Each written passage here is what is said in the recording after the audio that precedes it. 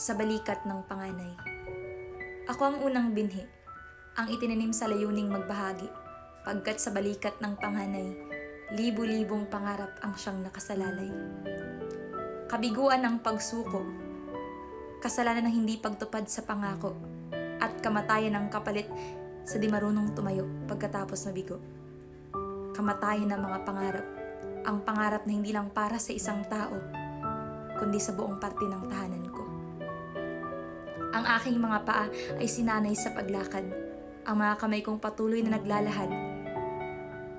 Sa bawat gabi ay magkadaop ang aking mga palad, sinasambit ang panalangin, Ama, ipagkaloob mo ito sa akin.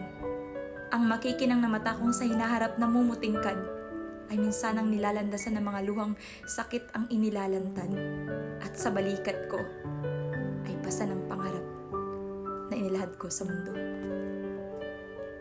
Sa bawat hakbang ng aking mga paa, ang bawat pagkatisod ay hindi ko dapat iniinda, sapagkat mas masakit ang mabigo kaysa ang maramdaman ng galos na dumudugo, gaya ng mga sugat na matagal humilom na ang tanging gamot lamang ay luha ng aking tagumpay.